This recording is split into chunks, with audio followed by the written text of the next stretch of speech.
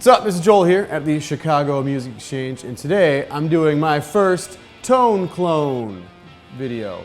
And the tone that I'm cloning is going to be Alex Lifeson's guitar sound off of specifically this song, Freewill, off of the album Permanent Waves, which is a fabulous rock and roll album from the late 70s.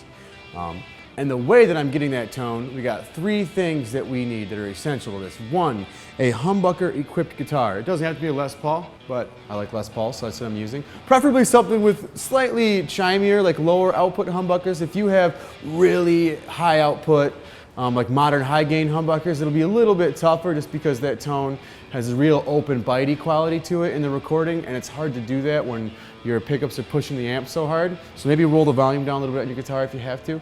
And this one I've got it wide open. This has custom buckers, so it's a brighter PAF style humbucker. I've got the tone rolled off just a little bit, maybe down to like 65–70% to take a little bit of the harshness off. The amp is set so dirty.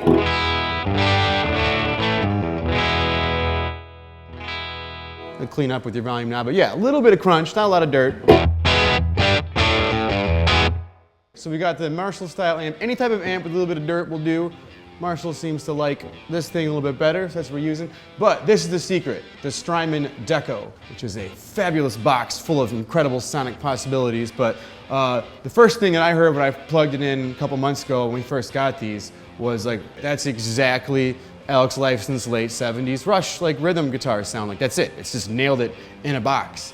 And so I'll turn on just basically the tape head side of it, which is, this is supposed to be an old tape machine. So the left side is your tape saturation, your right side is the actual machine. So you can spread the tape heads out with the lag time all the way to the right. The most lag time, you get like a slapback delay. All the way to the left, and you go through the 0 point, you start to get really cool chorusing and flanging sounds. And that's what we're working with here.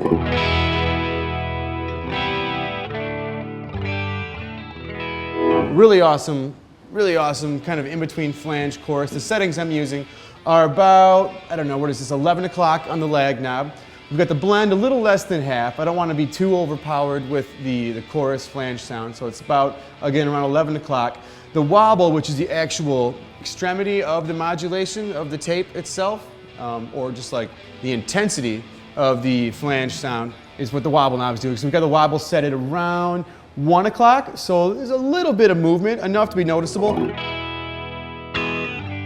And we are using the bounce setting, which is the bottom on the little three-way toggle switch. And then I'm using a little bit of the drive from the Deco because it's a beautiful sounding, really nice overdrive you get from this unit. So here's what our clean is. And then we're putting on the tape saturation.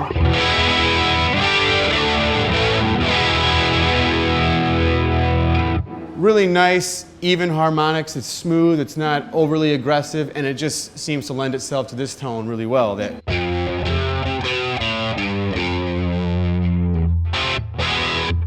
It's got just enough drive for the notes to grab. You could still clearly hear the chorusing effect happening. You can nail a lot of those like late 70s kind of classic Rush era tones with just one box, one amplifier, and a humbucker guitar. It gets pretty darn close. So if you're in a Rush cover band, or if you just like to sit in your house and play along with vinyl like I do, this thing does the trick. So I hope you dug the video. All of this obviously is available at our shop.